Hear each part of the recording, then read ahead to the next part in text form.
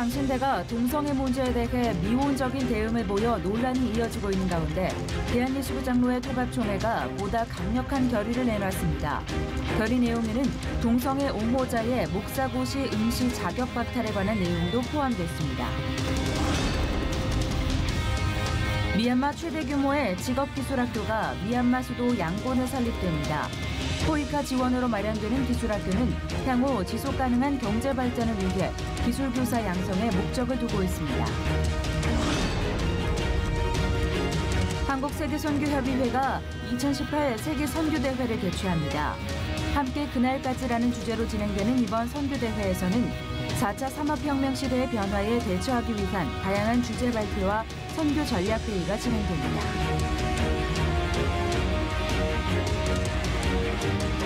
여러분 안녕하십니까?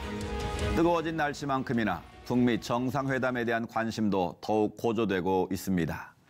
긍정적인 시그널로 보이는 여러 소식들이 나오고 있는 가운데 이번에는 모든 일들이 끝까지 순조롭게 진행되길 바라는 마음이 간절한데요.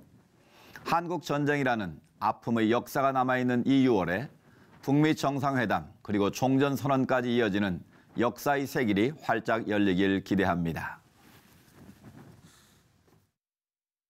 최근 장신대를 둘러싼 동성애 옹호 논란이 연일 이어지고 있는 가운데 대한예수교 장로회 통합총회가 강력한 결의를 내놨습니다.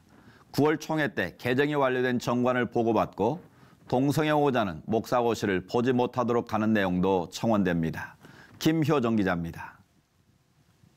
지난 1일 오전 장로회 신학대학교 등 대한예수교 장로회 통합교단 산하 7개 신학교 총장들이 총회 신학교육부 주재로 회동을 가졌습니다.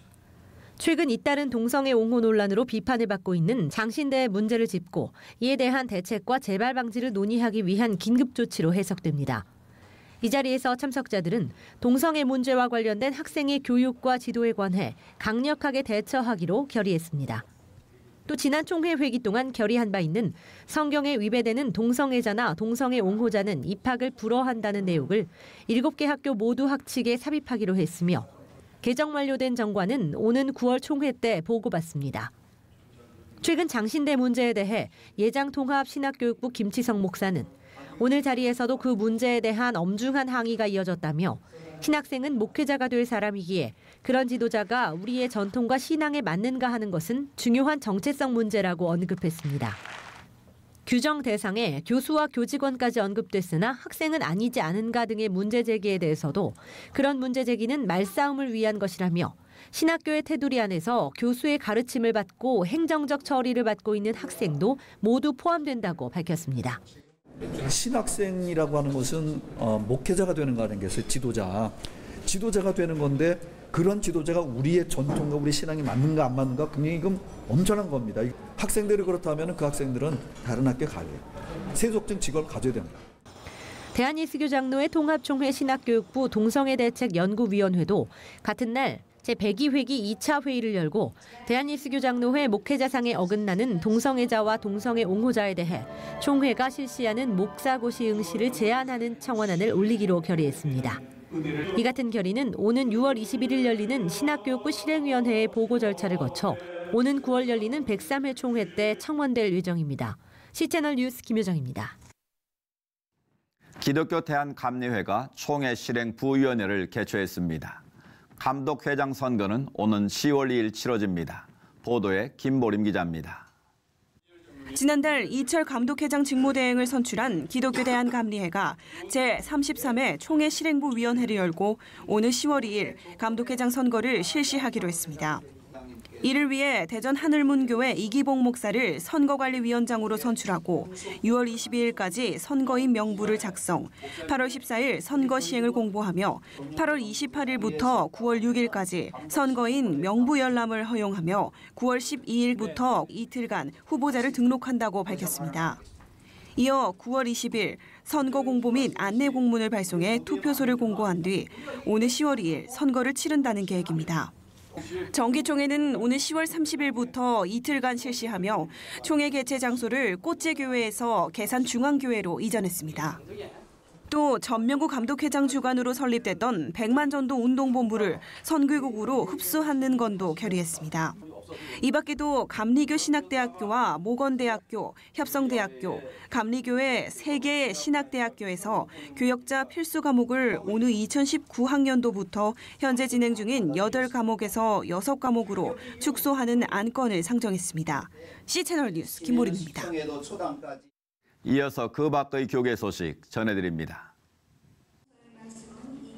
한국기독교교회협의회가 기독교환경운동연대와 함께 서울 동대문구 전농감리교회에서 녹색교회 네트워크 창립총회와 2018 환경주일 연합예배를 진행했습니다.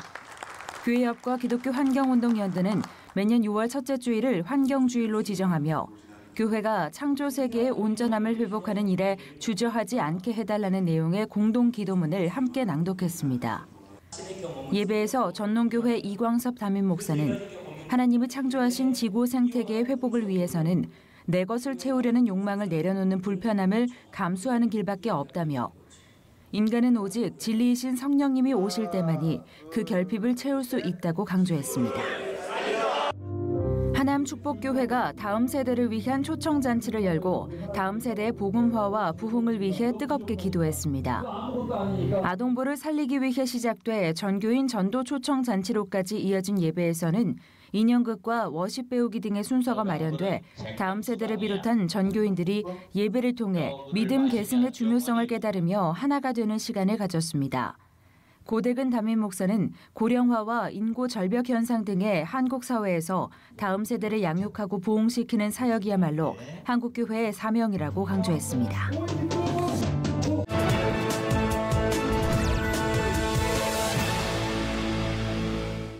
미얀마에 한국의 도움으로 최대의 기술학교가 세워진다고 합니다. 어떤 내용인지 현지 연결해서 알아보겠습니다. 미얀마 김문수 선교사님 전화 연결되어 있는데요. 선교사님, 미얀마에 세워지는 기술학교 어떤 곳인가요? 예, 그동안 미얀마와 꾸준하게 교류해온 코이카에서 지난 5월 19일 날 착공식을 가지고 미얀마 직업기술교사교육원 착공에 들어갔습니다. 총 1,245만 불이 투입된 이 학교는 동남아 지역 최대 규모의 직업훈련 교육시설이 될 것입니다. 2019년 말에 완공 예정이고요. 총 3,360평이 넘는 면적의 규모의 7개의 건물로 구성될 것입니다. 이 학교는 단순히 기술만 전수하는 데 목적이 있는 것이 아니라 앞으로 기술을 타인에게 교육할 수 있는 교사를 길러내는 데 그 목적이 있습니다. 미얀마 내에서도 그런 기술학교의 수요가 많았던 것 같은데 어떻습니까? 미얀마 경제 성장을 가장 저해하는 요인이 바로 이 전문 기술을 가진 인력의 부족인데요. 이번에 신정부가 들어서면서 중요하게 생각하는 것이 이 단순한 일자리 증진뿐만 아니라 또 지속 가능한 경제 성장이기 때문에 이 교육원이 이제 건설이 되면 양질의 전문 교육뿐만 아니라 더 나아가서 미얀마 직업훈련 분야 시스템의 근본적인 개선, 또 기술 교육의 질 향상에 크게 기여할 것이라고 기대되고 있습니다. 그런가 하면 이러한 기술 전수 못지않게 요청되는 것이 바로 복음의 확장 아니겠습니까? 이를 위한 노력도 다양하게 모색돼야 할 텐데 현재 상황 어떻습니까? 네, 맞습니다. 미얀마는 사람들의 삶 속에 불교가 아주 이렇게 뿌리 깊게 녹아들어 있습니다. 그래서 또 불교 신자가 아니면 사회활동에 차별이 있기 때문에 이 복음을 받아들였다가도 금방 이렇게 되돌아가곤 합니다. 그래서 복음을 전하는 것도 중요하지만 더 중요한 것은 지속적인 양육과 또 케어를 통해서 자생적으로 복음을 전할 수 있는 신실한 현지인 크리스천 리더들을 생산해내는 것이 참 중요합니다. 미얀마에 그런 신실한 주님의 청년들이 일어날 수 있도록 여러분들께서 기도해 주시면 좋겠습니다. 네, 신실한 크리스천 리더들이 양육되고 그들을 통해 영향력이 확산되길 저희도 함께 기도하겠습니다. 선교사님 말씀 감사합니다. 네, 감사합니다.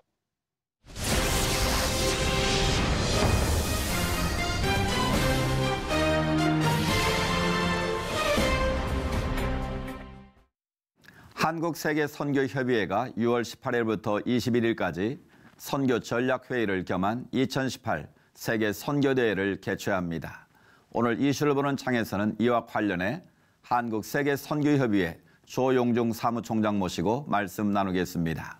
김효정 기자가 만났습니다. 네, 사무총장님 안녕하세요. 네, 안녕하십니까. 네, KWMA 한국세계선교협의회 명실공히 한국을 대표하는 선교협의체다 이렇게 좀 이야기를 할 수 있겠는데요. 네. 중책을 감당하고 계십니다. 네, 감사합니다. 특별히 6월에도 큰 선교대회를 앞두고 계시죠? 네, 이번에 6월 18일부터 21일까지 네. 세계 선교 대회가 있고요. 그리고 제 7차 선교 전략 회의가 있습니다. 부산 수영로교회에서 있게 됩니다. 네, 부산 수영로교회 일단 장소부터 굉장히 특별합니다. 특별한 이유가 담겨 있나요? 그 동안에는 이제 선교 대회라든지 뭐 선교에 관한 이제 그런 집회들이 다 수도권에서만 있어 왔습니다. 근데 이번에는 우리 한국교회 선교를 지방부터 또 확산시키기 위해서 이번에 이제 수영로교회에서 상징적으로 또 부산에서 시작을 하게 됐습니다. 부산은 사실은 우리 한국에 온 선교사님 헨리 데이비스라고 하는 선교사님이 거기서 참 소천을 하시게 됐고 첫 번째 아주 중요한 그런 선교의 시작점이라고 할 수가 있습니다. 네, 뭔가 한국 선교의 중요한 또 계기가 되지 않을까 관심이 좀 모아지고 있는 것 같은데요. 우리가 선교 대회의 면면을 좀 살펴볼 필요가 있을 것 같습니다. 네. 사무총장 이번에 또 참석하는 분들 면면이 굉장히 또 주목을 받고 있어요. 한국교회 성도들에게도 친숙한 분들 많이 오시죠? 네. 우리 뭐 한국 교회에 많이 알려지기도 한 그 YM 창설자 로렌 커닝햄 목사님이라든지 또 OMSC의 대표로 오랫동안 섬기셨던 조나단 봉크 박사님이라든지 이런 이제 해외에 또 우리 랄프 윈터 박사님의 후임으로 US 센터를 섬겨주신 그렉 파슨스라든지 뭐 이런 이제 해외 대표들도 오시지만 또 우리 한국의 우리 선교사님들 또 선교 대표들이 많이 참석을 하십니다. 네, 주요 의제를 좀 짚어보고 가야 될 것 같은데요. 가장 중요하게 논의되는 부분 몇 개만 좀 공개해 주시죠. 네, 이번에 주제가 함께 그날까지 4차 산업혁명 시대의 주 예수 그리스도입니다. 그러니까 우리가 어떻게 이 마지막 모든 족속에게 복음이 전파될 때까지 주님이 다시 오시는 그 재림의 시기까지 함께 할 것인가. 또 한국교회가 선교사뿐만 아니라 우리 선교사를 파송하고 함께 해온 교회의 목회자들과 또 평신도 지도자들이 함께 모이는 귀한 이제 선교 대회를 지금 준비하고 있습니다.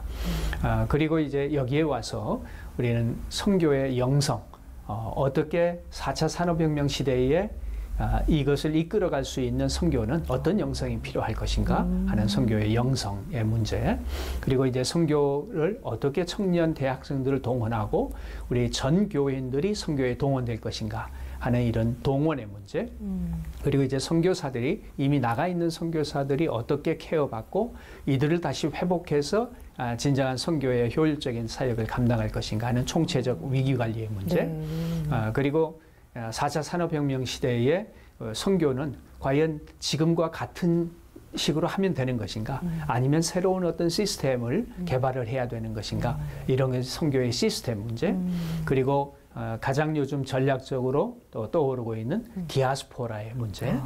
우리 선교는 지금 우리 한국 사람이 해외로 나간 그런 해외 동포만 해도 750만 명이 넘어갔고요. 그렇죠. 그리고 해외에서 우리 한국에 들어온 사람만 해도 지금 230만 명이 됩니다. 이런 디아스포라의 문제, 또 난민들의 문제, 이런 것들이 아주 중요한 이제 선교의 전략의 이슈가 됩니다. 그리고 우리가 가장 뜨겁게 지금 가까이 다가서고 있는 통일과 그 이후의 문제, 우리는 어떻게 통일을 준비하고 그 이후에 우리 통일된 한국은 과연 무엇을 위해서 통일이 돼야 할 것이며 어떻게 나갈 것인가 하는 이런 주제들이 이제 다루어지고요.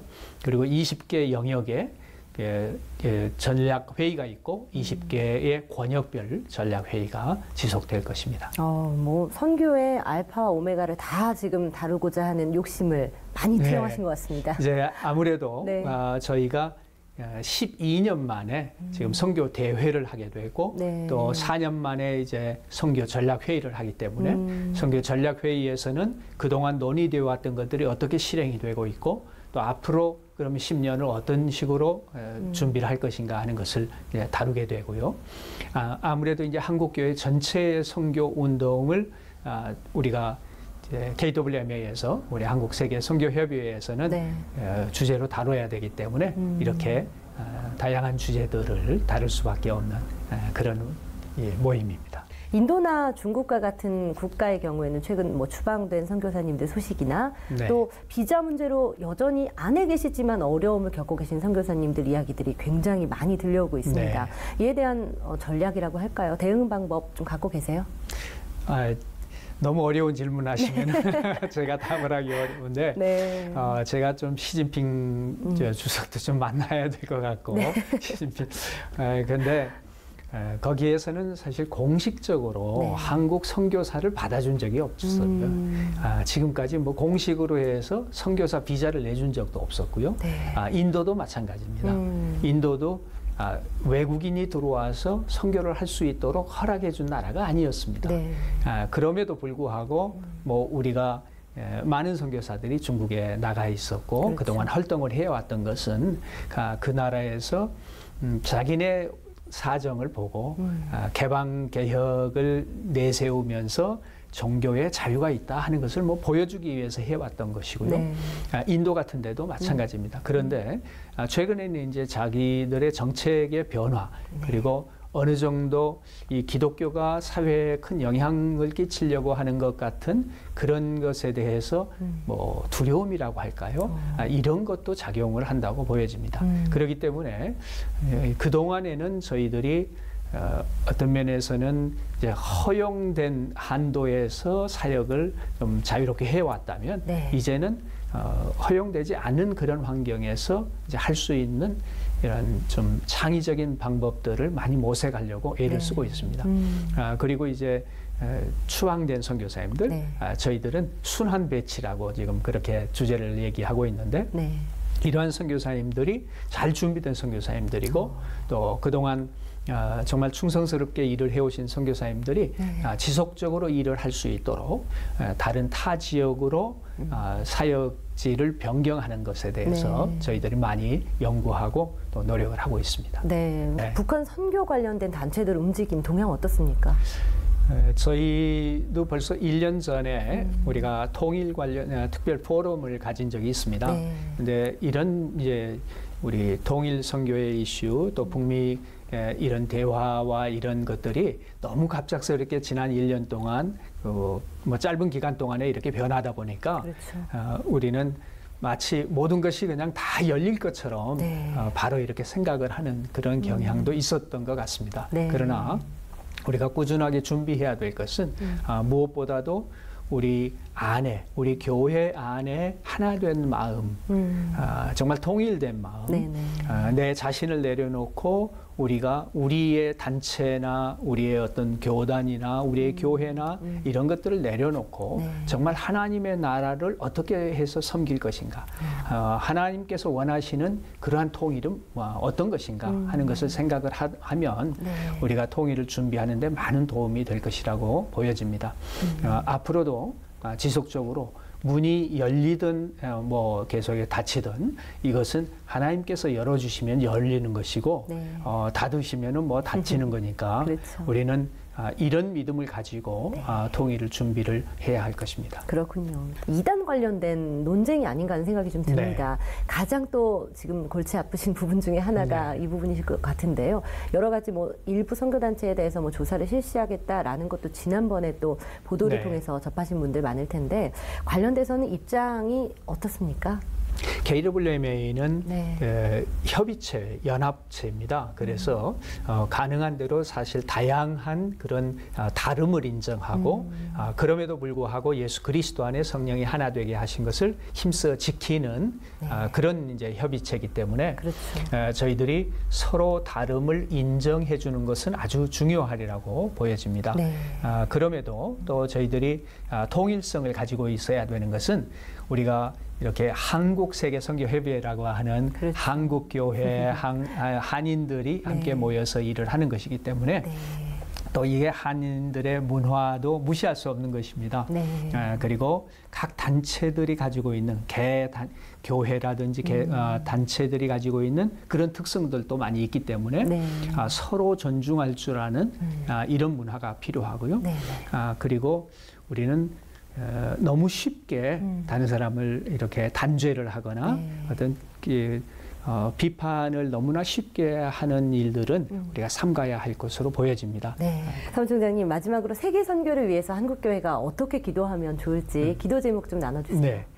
무엇보다도 우리 한국 교회를 자랑하기 위해서 선교하는 것도 아니고 우리의 어떤 단체를 확장시키기 위해서 하는 것도 아닙니다. 우리 한국 교회는 마땅히 세계 선교는 우리 주님께서 가장 원하시는 것이고 주님께서 맡기신 일이기 때문에 그리고 하나님의 나라 포커스를 두고 선교를 하자. 이것을 좀 우리 같이 기도 부탁을 드리고요. 그리고 한국 교회는 뜨거울 때는 뭐 확 뜨거웠다가 조금 뭐 힘든 것 같다 하면은 그냥 식어버리는 것 같은 이런 모습을 보여주는데 사실 선교는 지금까지 한 번도 쉬울 때 한 게 아닙니다.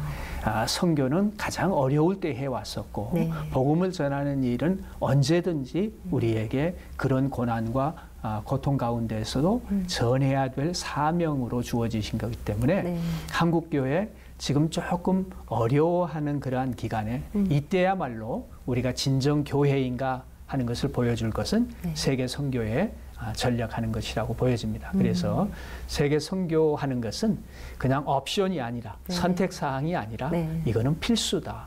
그래야만이 한국교회도 제대로 세워질 수가 있고 계속해서 하나님의 영광을 볼 수가 있다 하는 것을 또 기도의 부탁으로 드립니다. 네, 이번 대회가 또 조금은 잠들어 있는 한국교회의 이런 사명을 좀 깨우는 중요한 계기가 됐으면 좋겠네요. 네, 이번 대회에 정말 한국교회의 선교하는 교회 목회자들과 또 평신도 지도자들이 많이 관심을 가지고 또 참석을 해주시고 함께 모여서 선교 전략을 논의하고 그냥 논의만 하는 것이 아니라 구체적인 실행이 이번 선교대회부터 시작되기를 간절히 바랍니다. 네, 귀한 말씀 오늘 정말 감사합니다. 사무총장님 감사합니다.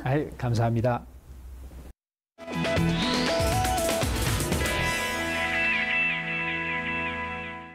주말 새 남부지방에는 벌써부터 폭염주의보가 발령되는 등 폭염 대응 대책이 가동됐다고 합니다. 때이른 한여름 더위가 시작됐는데요. 성급해진 계절, 우리 몸이 변화에 잘 적응되도록 컨디션 조절도 잘 하셔야겠습니다. 시철 매거진 굿데이는 여러분이 직접 참여하실 수 있는 방송입니다. 아래 전화번호와 이메일로 언제든지 연락 주시기 바라고요. 인터넷을 통해서도 다시 보실 수 있습니다. 오늘 순서는 여기까지입니다. 시청해주신 여러분 고맙습니다.